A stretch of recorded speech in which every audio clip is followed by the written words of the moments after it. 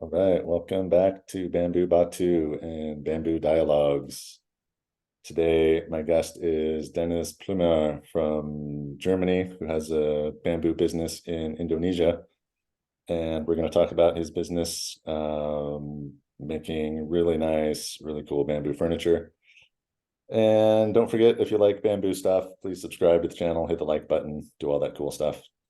And let's get into it. So, Dennis, you're joining us today from Germany, is that correct?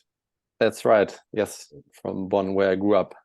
Nice. The former capital of West Germany, really charming city. I was there a long time ago. True, true. Nice. But your business is based in Indonesia. Is it Hmm. what part of, are you in Bali or No, we are mainly in Yogyakarta, Central Java. okay. Um, Okay.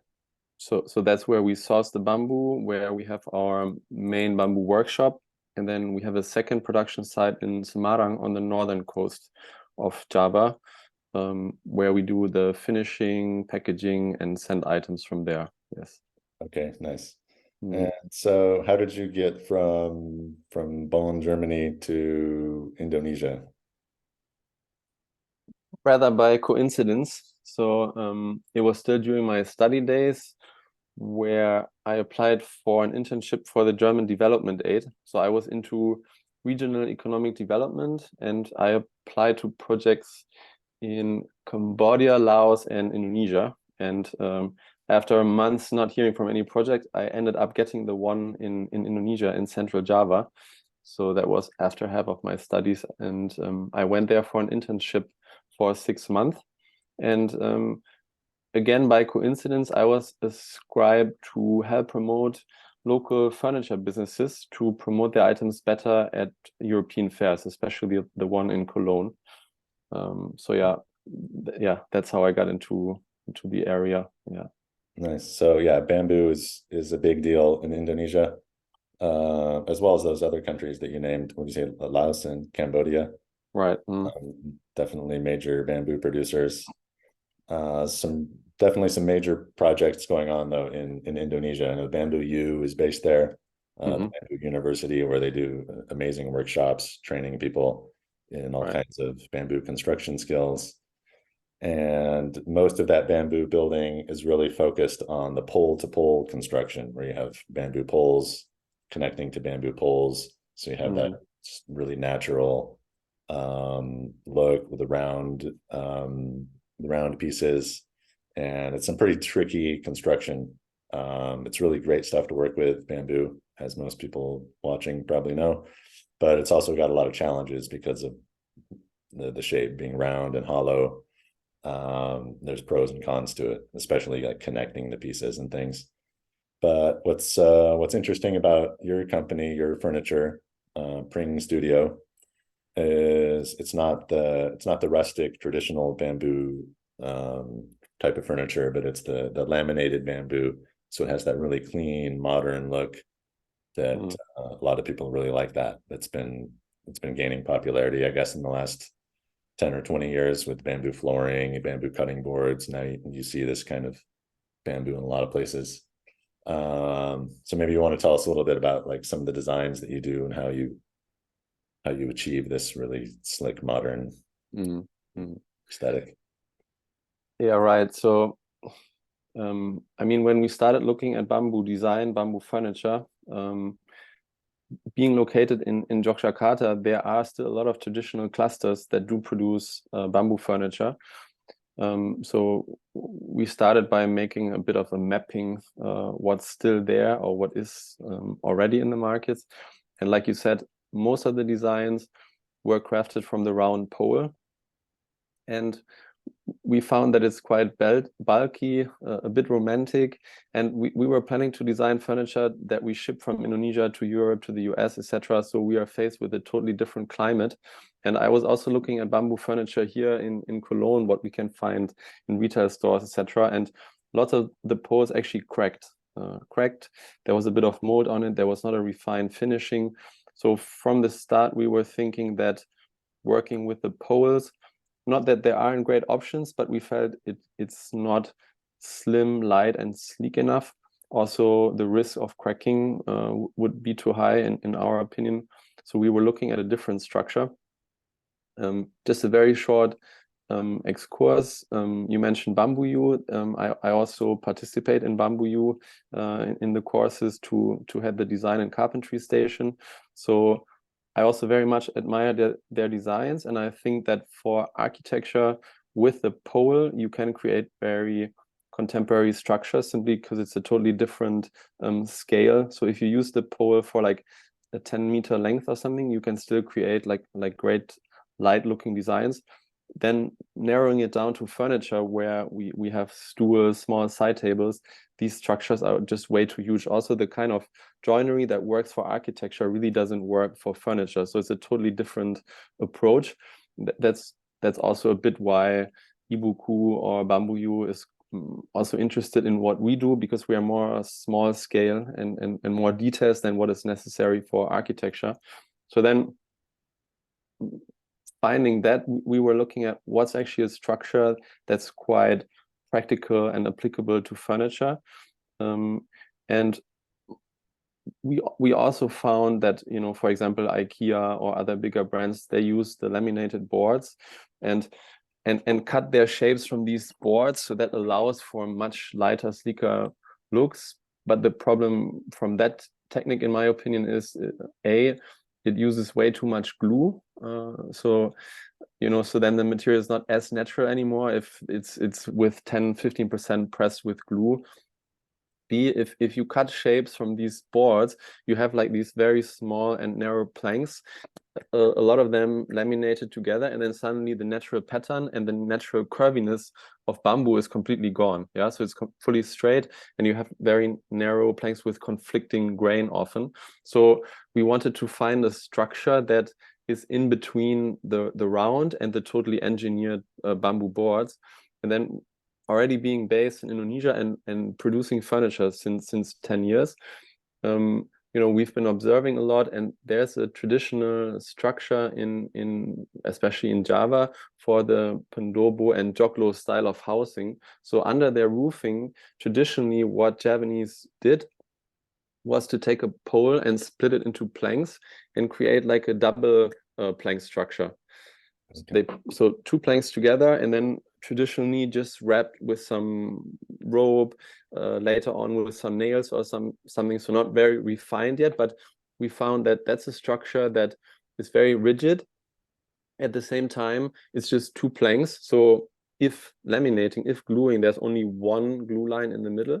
And the best part is you still have the outer curviness, the natural curviness of the bamboo. So it's just a pole divided by 4 or 5, but you still have that natural curve.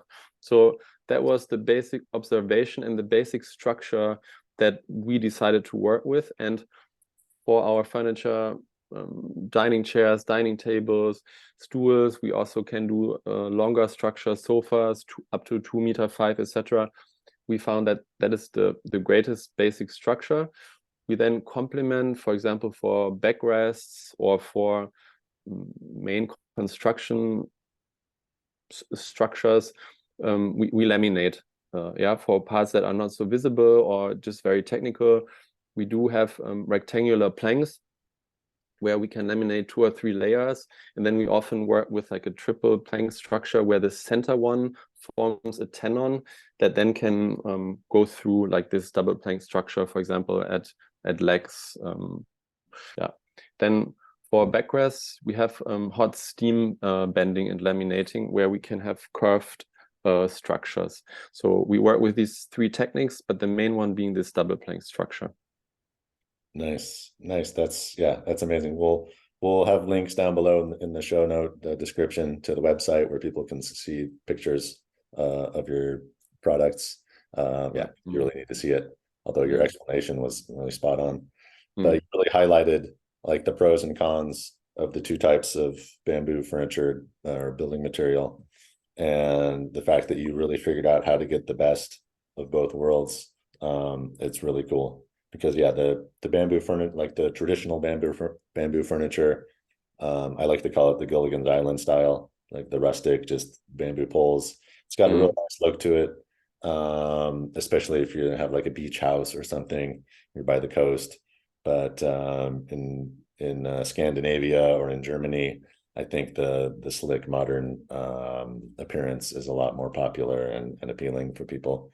Mm, But then, yeah, but within that material, you have all the glues and laminates, which kind of detracts from the natural benefits of bamboo. So yeah, it sounds like you guys really figured out how to get the best of both worlds. It's yeah, it's really smart, and the look, yeah, it's just really nice. When I had my bamboo store, Bamboo Batu in California for a long time, we sold both types of furniture. We didn't sell your furniture. I didn't know about you yet yeah, back, yeah. but we had a lot of the traditional pole to pole bamboo furniture. And again, it's got a nice look, very rustic, great in like a student apartment or a bachelor apartment or something. But it just Mm, doesn't look quite as sophisticated in general as that laminated bamboo. Just yeah, that mm, modern look. yeah.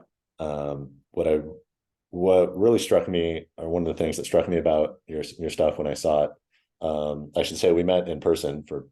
I meant to mention this at the beginning when I introduced you, but you and I met in person in Dortmund about a month or two ago for Hmm. the Bamboo Expo.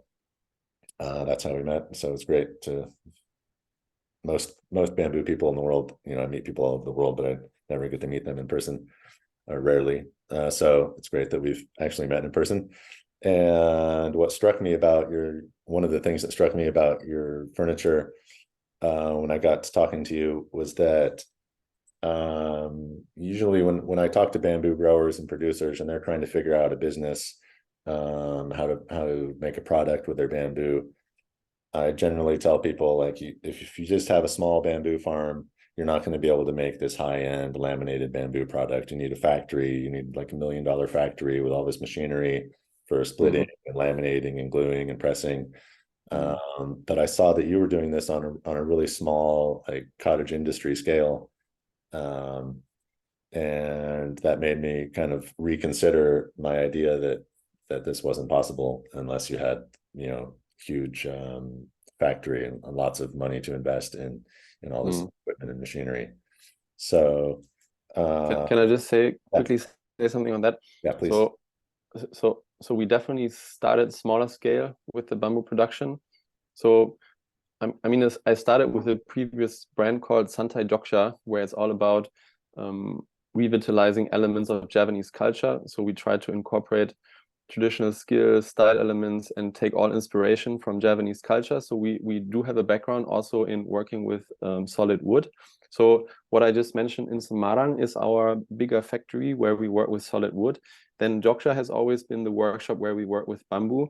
And so that kind of helps us also understanding solid wood construction, machinery, etc., to work better with bamboo. And now what we currently do is, so in Yogyakarta, in that workshop, we have around 9 people, in Semarang around 40. And what I'm currently trying to do is actually phase out the solid woodwork and slowly move more and more of the bamboo production on like a more sophisticated industrial level into our main factory. So we do have all this machinery, a bit more sliding panel saws, etc. For the laminating, we have our more sophisticated presses, etc. So it's just fortunate that we have a background of 10 years, and so we have all the machinery. So now I just slowly have to move the bamboo into the main factory, and then the workshop in Yogyakarta will mainly be for R&D, for smaller scale productions, eventually also a bit into accessories. We have a partnership with a designer from Singapore who designs and sells baby cradles. So Doksha is going to be more on the smaller scale, and then Samarang is going to be on the more industrial furniture scale. So yes, we're not huge, but we're also not like a tiny workshop anymore. Yeah. Yeah. Okay, okay, nice.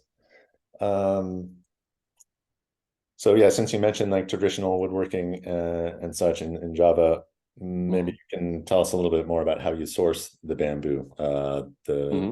raw materials that you're using. Yeah. Are you growing it on your own farm? Are you buying it from growers or going out in the jungle and collecting it, or how does that work? Yeah, yeah, it's a totally different situation than with solid wood. I mean, Central Java has been a hub for the furniture production since decades, but especially solid wood, especially teak wood.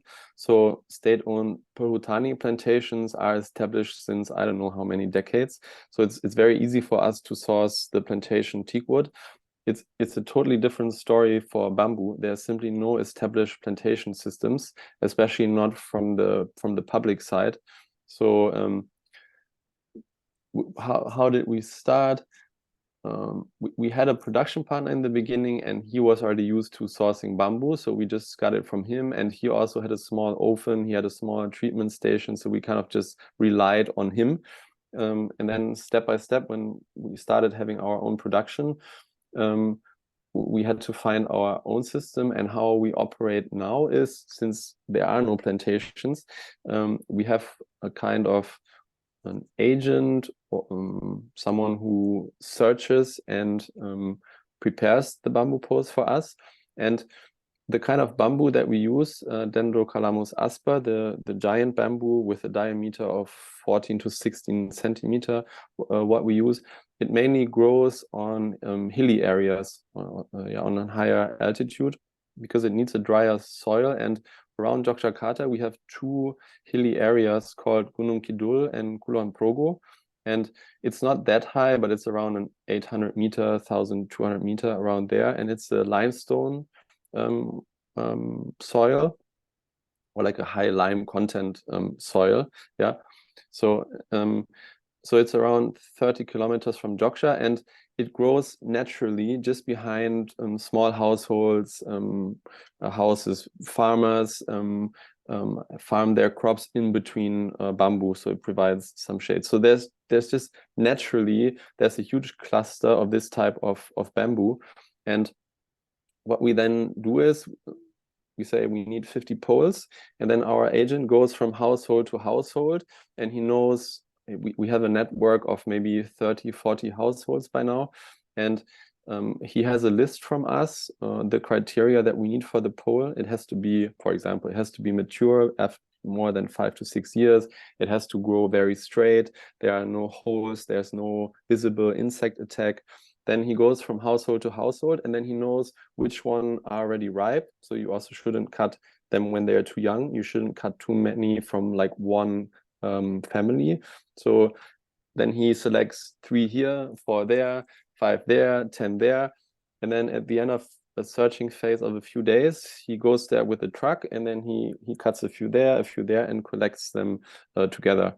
So this kind of system just grew very naturally out of the problem of not having one supplier, and also because of the high criteria or standards that we need for the production. And I think, also coming from the development background, I think it's actually a great system because it benefits smaller households in a hilly area, who also, especially during dry season, have problems in planting certain type of crops, and therefore income problems.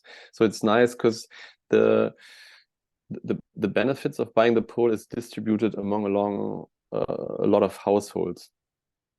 Nice. Yeah, it's super Yeah, interesting. yeah, So it really relies on a lot of local knowledge, and to be able to identify which poles are the right age and the right criteria that you're looking for. yeah, Definitely takes some skill in selecting that. It sounds like something that can't really be scaled up to a industrial level probably anytime soon, because of the manual labor involved in identifying the culms and selecting the right ones. But yeah, for the health of the bamboo plant, that's it's really best to harvest that way. yeah, You don't want to over harvest. And yeah. yeah, it's interesting you brought up asper. Nowadays that's the species that bamboo farmers all over at least in the tropical parts of the world, everybody wants to grow this species of bamboo, because it's so big, it grows so tall, nice straight majestic poles, makes a super good building material. And they all want to know, like, how fast is it going to grow, how many clumps per hectare should I plant? how Yeah. wide should the rows be? How should I do this and this and this? Mm. And most people, I think, that are trying to get into bamboo farming, they don't realize that the Dendrocalamus asper is not traditionally farmed on a plantation. It's like you said, there's a clump here and a clump there, and people know where to go, and they know, like, oh, we already harvested that. Let's go harvest this other clump because we don't want to over harvest, because then Yeah. next year it won't be as good. Yeah. So it's yeah, people trying to get into bamboo farming. Yeah, they don't realize the history of bamboo farming is really doesn't go back very far. It's a history of bamboo harvesting and Mm. and use of bamboo, but to actually farm it like rows of bamboo is a pretty new concept. That's people are making it work out though, but it's requiring a lot of trial and error to Yeah. get results. But yeah, it's interesting. Yeah. So for us, it's just very fortunate that I mean, there are a lot of types of bamboo growing in that area, but for that type of structure that we had in mind, we do need a very thick-walled bamboo type. Especially, we started with sofa structures, so we have like 2.5 meter long double planks. So you can imagine the bamboo itself, the walls have to be quite thick, and then we are just lucky that this is also the main type there. A, B. It's also the woody bamboo types, the one that have the thick walls, are also the ones that absorb and store the highest amount of CO2. So from the environmental perspective, it's also more or less the best bamboo type that you can grow, because it absorbs so much CO2. So yeah, that's a great benefit of this type of bamboo that I'm only understanding lately, and I'm highly interested in. Because now, like you were saying, this kind of system, is it applicable to an industrial scale production? Yes or no? That's something that a question that we are faced with in the moment, because thankfully our sales are a bit increasing, and we want to lift our production to a next scale. So the question of a sustainable bamboo supply is very, very high on our agenda. And so we are currently looking into two ideas of, establishing our own bigger plantation, or continuing this system and just upscaling it. And I personally actually think that there's a huge chance to continue this current system, because in the area where we source the bamboo, like I said, it's very high. There's dry season. There's 6 months where a lot of crops simply don't grow, whereas bamboo still grows. There's also a lot of degraded land because it has been overused, and there's a long dry phase, and then nothing can grow. Bamboo grows on degraded land. So I just feel that there's a huge amount of farmers and unused land where we could cooperate with and encourage them to plant the bamboo and sell it to us. Hopefully our demand increases. Hopefully we can buy a lot of poles. Secondly, ideally, we can establish a system where we can also generate carbon credits from the amount of CO2 that they store in the bamboo. So then a local farmer would have two streams of income from growing the bamboo: sales of the poles plus the CO2, the carbon credits. So I do think there's a lot of potential for such a system. And when you imagine, if later on we need 100, 200 poles a month, and you cannot over harvest clumps, so it would need a lot of clumps, and it would need a lot of households. So it would be great, because that would also mean that a lot of households would have additional income from this kind of system. Enough land is there, enough farmers are there. So I think that's actually the most promising system for us, actually.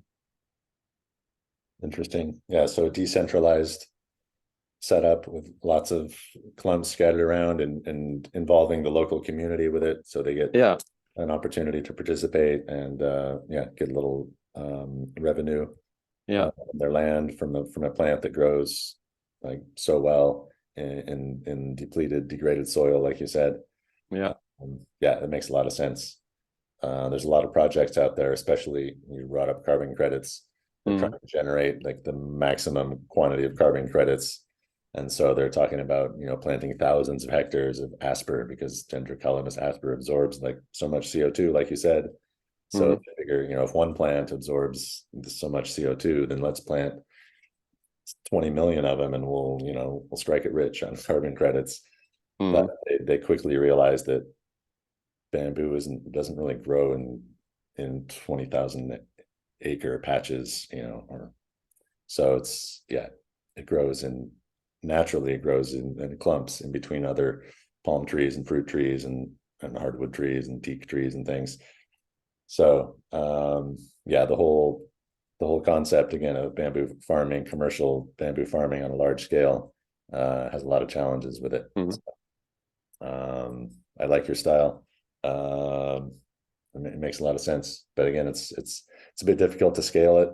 But there's something nice about doing things on a small scale and benefiting the local people, and having a product that's a little bit more handcrafted and unique. And Mm. that's what I really liked about it when I saw your stuff in Germany Mm. last month.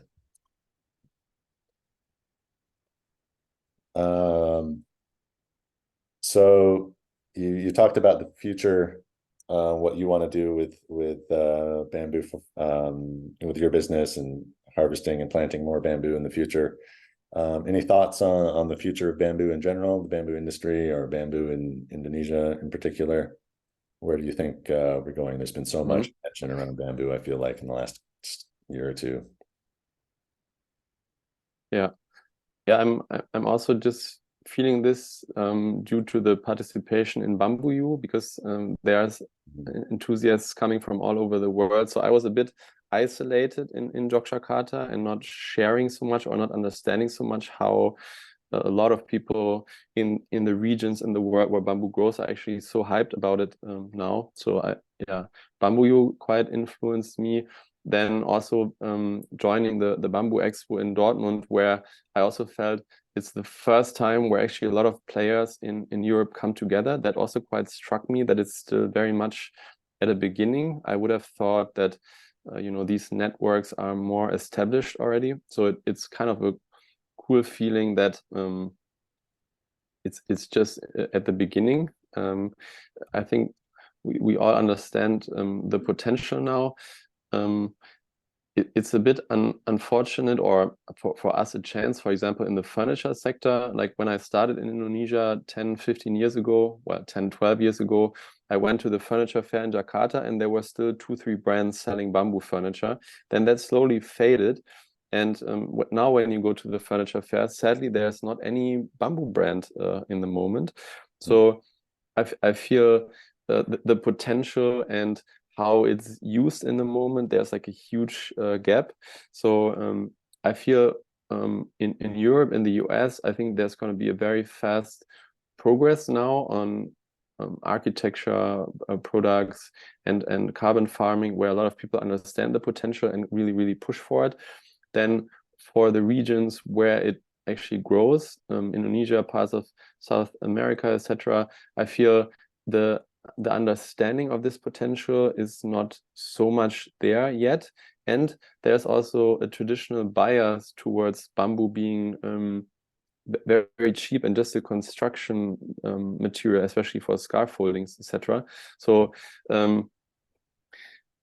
it's also going to be a bit of my ambition to also highlight the chances of bamboo in the Indonesian community, and also not only grow Pring as a brand, but also kind of foster or encourage a broader bamboo industry. There's a lot of traditional bamboo furniture and accessory clusters in Jogja, and they always kind of wait for external impulses. Every 10 years, there's an international designer coming there with a new design, and then suddenly they produce that for the next 10 years. So they always wait for these kind of big impulses. So I hope to also show them a bit of the potential and encourage more people to work with bamboo in the Indonesian environment, so that the players that actually work with that material since hundreds of years actually also most benefit from it now, when the chance for with the environmental benefits and fighting global warming is actually the most pressing and biggest issue now. So then, you know, there should come a lot of from those players in the countries where it actually grows. So that's my side mission, to kind of encourage that process also. Yeah. Nice. Yeah, really good points you made right there. Yeah. Yeah, again, the same thing at the German Expo. It was kind of a contrast. On the one hand, it was like so great to see all these people passionate about bamboo gathered in one place, but then at the same time, you realize it's such a small like family of bamboo enthusiasts, and they fit them all in one room.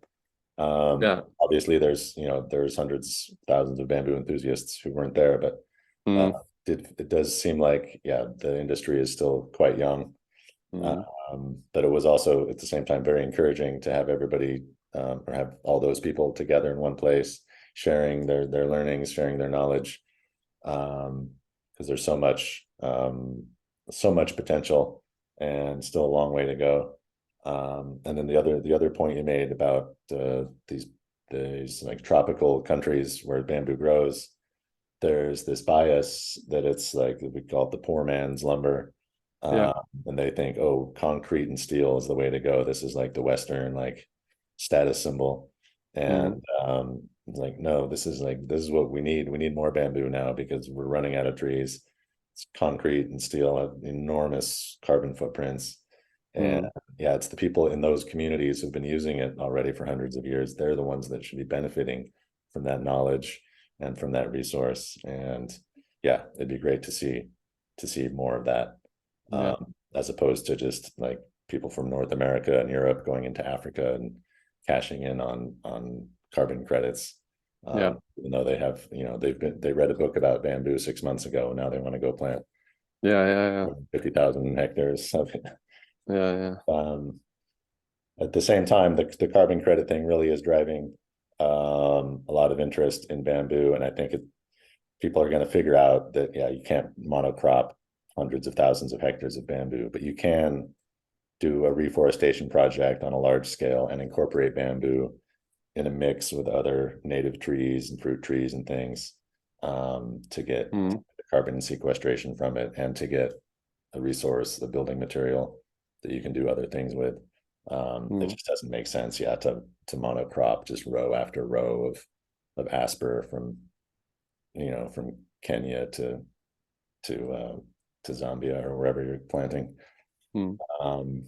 So just out of interest, if I would try that in Central Java on a slope or on a hilly area where it also naturally grows, what would be the hampering factors, or why would I not be able to grow Dendrocalamus asper in like bigger rows and bigger plantation style? If it's like clump after clump after clump, what is it lacking to function? It just lacks biodiversity in my opinion, and just anything monocropped on that scale doesn't seem like the right thing to do. You're right, it does grow well in degraded, poor soils, so it's not like you'd be draining the soil of something in particular, but just the lack of biodiversity just makes me uneasy, I guess. And the other thing is, at least the projects I've looked at and heard about and read about in Africa, where they're trying to do things like that, they're the forestry that the projects like cover like these vast areas that cross over like different communities and villages, and the people in those villages are only going to benefit so much from just having bamboo as far as they can see, and they benefit a lot more if they had not only bamboo, which they could use for building material and things, but also mixed in with that had like food crops, fruit trees, and other cash crops that they could be, selling, like coffee beans maybe, or cacao beans, and then other food crops that would address like food security issues in those parts of the world. And you can eat, as we know, you can eat bamboo shoots, but it's not the best solution for world hunger, just bamboo shoots, although there is a benefit of that, but it makes a lot more sense to me mixing, like I said, having fruit trees and other like cassava, other food crops, and Yeah. in that mix, along with the biodiversity, I think is just going to benefit all of the plants in that system. Totally. I I I just heard from a friend who is cultivating a slightly bigger bamboo planting already in that area. He was also saying that the farmers are actually in between the clumps. They are planting a lot of other crops simply because the bamboo provides great shade, and also during dry season. I mean, during rainy season, it stores so much water, and then during dry season, it releases water to the soil. So a lot of the other crops also grow there suddenly, where usually they wouldn't be able to grow. So I think a lot of farmers also really, really benefit from that side effect, that they are able to grow more crops in between the bamboo. He was just saying that sometimes it's so beneficial that they cut a lot of the bamboo just to be able to plant more of the other crops. So it's setting a bit of wrong incentives as well. So then when you want to harvest the bamboo for your production, suddenly it's gone already because there's more cassava and coffee planted. So yeah. Yeah. So yeah, it's yeah, there's a lot of learning to be done, like figuring out which plants grow well as companion plants with bamboo.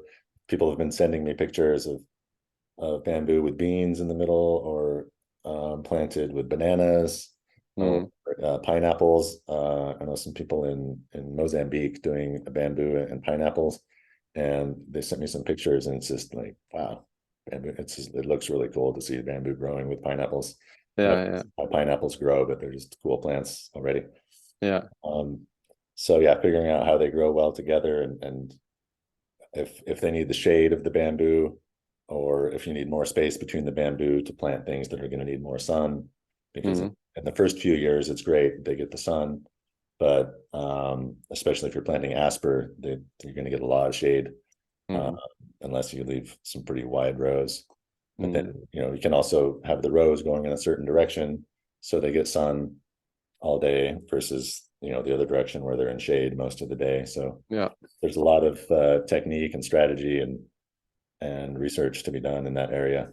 Yeah, and yet then for local farmers, it's a third incentive if we find a good system with them. So the carbon credit, selling the poles to us, they can plant some smaller crops in between. And I just wanted to add to what we said previously. I do think that this kind of system would also work on a bigger scale, simply because that area that I mentioned in Gunung Kidul is really huge. It's huge. So I do think that we can, if we have a few initial samples where it works well together with local farmers, I do hope that we can replicate it on a scale that it really provides hundreds and hundreds of poles to our production. So it would be a nice industrial upscaling that goes together with local farmers, yeah, instead of the monocultures that you said. So I'm actually quite optimistic that it's possible to upscale it. Yeah. Nice. I Yeah. imagine you're familiar with Arif in Yep. Indonesia, the Yes. thousand bamboo villages. Yes. Something Mm-hmm. like that. Yeah. Yeah, so he's doing something like that, right? Planting, yeah, super large scale, but mixing bamboo with other crops, and then yeah, involving the local communities and giving them, like, yeah, the opportunity and autonomy to use the bamboo as well as the other, yeah, the other crops. Mm-hmm. Yeah, I don't remember exactly his whole system. It's pretty involved. I've spoken to him a couple times, Yeah. but I really admire what he's doing. Yeah. For Uh, sure. yeah, It's just so we both come from different direction. He is planting the bamboo. He has treatment facilities. So he's establishing an industry where, in the end, the local community sells treated planks ready for production. There's just not so much industry there yet that can use the planks for good products. mm, So we come from the other end. We have the existing products and now want to build this other side of the structure, so to say. So it's actually nicely complementing. That's why sometimes I'm also in communication with Arif, and maybe joining this project and establishing one of these one of his 1,000 bamboo villages in Gunung Kidul might also be a potential way to go. Yeah. Nice. So that's Sounds like a good synergy there between your projects for sure. Yeah. Nice. There's I don't know if you've heard about or if I've mentioned it to you before. There's a bamboo festival coming up in Malaysia in November 2023. Might be interesting. I think Arif is coming. Cool. I'll send you something about it afterwards, or I can put a link to it. I'll put a link to it down below as well. That's nice. Yeah. Yeah, it's going to be it's the second annual bamboo festival there in Malaysia. They did it last year for the local bamboo people, bamboo businesses and growers and such. And this year they're doing it again, but now they're opening it up and making it more of an international event. So there will definitely be lots of bamboo people from Asia, just because it's in Malaysia. So there'll be people from China, Southeast Asia, Indonesia for sure. As well as I'm sure there'll be people coming from other parts of the world, Africa and South America, and yeah, should be another great bamboo event to calendar. Yeah. Okay, that's hopefully where we meet again. Yeah, nice. I mean, I'm going to be back in Indonesia in the middle of August, so yeah, I'm going to be very nearby. So we're going to have we're going to join a furniture fair in Jakarta in the middle of September. That's going to be our first international appearance, so to say, on an international fair to promote Pring. And I hope that that's going to have quite a good impact on sales and help us to upscale production. And yeah, then hopefully in November, we are already able to share a bit more news. And yeah, all of these gatherings usually have a good outcome. So from our fair in Dortmund, there's actually a cool outcome. I have a new retail and distribution partner in Cologne from that fair, who are already working with selling bamboo fences, and they source it from Yogyakarta as well. So it's just very natural that they can, you know, include our products in the containers and help us to distribute, also help us in the sales. So there's a nice new cooperation that came up from the Dortmund fair. Great, perfect. Yeah. I hear that. Yeah. Cool. Well, Dennis, it's been great talking with you again. We touched on a lot of fascinating topics related to bamboo, as always. Unless you have anything else to add, I think we can wrap it up here. Yep. And hopefully we'll meet again in Malaysia in about 4 or 5 months. Yeah. In November. Yeah, that'd be great. Will be good. Yeah. Thanks for having me. And you know, always nice to have some exchange, some inputs and new ideas from you. So thanks a lot for that. And nice. Look forward to seeing you there. All right. Thanks, Dennis. It's been great. Yeah. Talk soon. Cheers. Bye.